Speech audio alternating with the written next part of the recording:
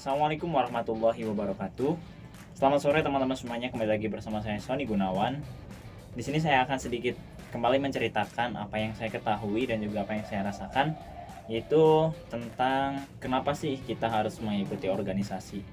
Sedikit bercerita, ketika saya sekolah pada saat itu, saya mungkin bisa dikatakan salah satu yang aktif dalam mengikuti kegiatan organisasi. Ada beberapa organisasi yang saya ikuti, mulai dari pramuka, terus OSIS dan juga lainnya.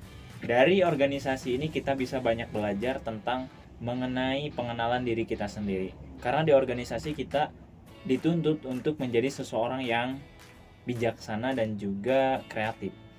Bijaksana dalam hal apa? Dalam hal menanggapi masukan dan juga saran orang lain.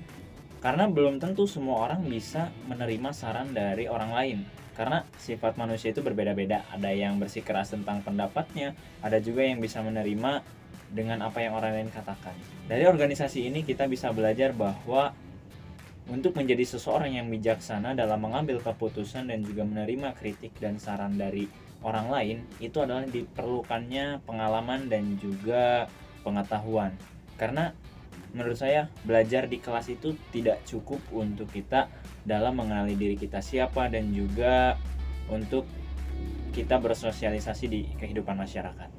Di organisasi ini kita belajar tentang kerjasama, tentang gotong royong, tentang kebersamaan dan juga kekeluargaan tentunya.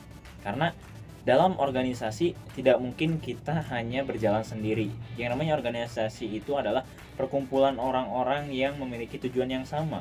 Itu adalah definisi yang biasa kita dengar.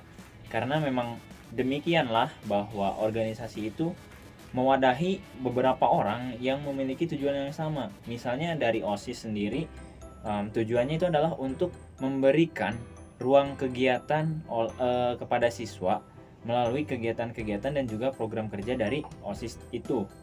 Jadi organisasi itu sangat bermanfaat sekali, karena menurut saya dari organisasi itu kita bisa belajar tentang banyak hal gitu. Seseorang bisa menjadi public figure, seseorang bisa menjadi yang pintar dalam berbicara itu melalui organisasi. Karena dari organisasi itu kita belajar tentang kehidupan yang nyata, kehidupan yang real. Kita dihadapkan dengan berbagai macam masalah yang harus kita selesaikan dan juga harus kita pecahkan. Karena dari organisasi itu berarti adalah orang-orang yang siap untuk menerima masalah, orang yang siap untuk menyelesaikan sebuah permasalahan. Jadi organisasi itu memang membuat kita pusing, akan tetapi di balik semua itu adalah memberikan dampak yang positif kepada kita.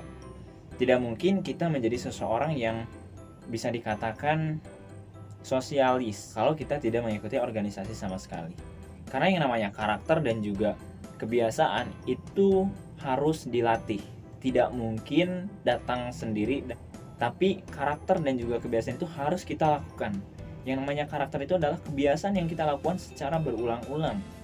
Beda halnya dengan teori pelajaran yang ada di kelas. Kita cukup membaca, menghafal, mengingat, maka kita akan bisa mengerjakannya. Akan tetapi menyelesaikan sebuah permasalahan itu kita harus ada real action.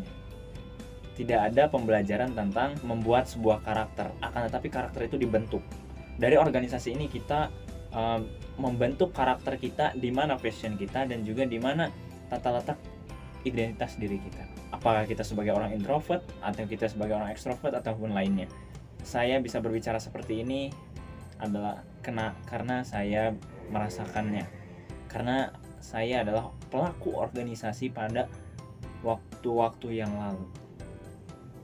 Dari organisasi ini saya banyak belajar bahwa diri saya banyak kekurangan dan juga perlu diperbaiki secara baik, dan juga perlu yang namanya pelatihan karakter. Dan alhamdulillah menurut saya pribadi bahwa diri saya lebih baik ketika saya berada dalam organisasi.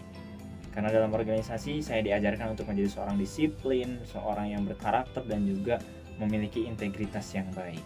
Gitu teman-teman. Jadi buat kalian yang ragu masuk organisasi karena takutnya pusing, menyita banyak waktu, tenaga pikiran, buang itu semua. Sekarang fokus untuk pembenahan karakter kita. Karena bangsa ini, negara kita membutuhkan seseorang yang berkarakter, membutuhkan seseorang yang pondasinya kuat. Jadi buat generasi muda tetap semangat meskipun dalam masa pandemi. kita harus tetap membuat diri kita produktif dan juga menguatkan karakter kita supaya kita tetap menjadi diri kita sendiri. Karena sebaik apapun kalau menjadi orang lain, nol.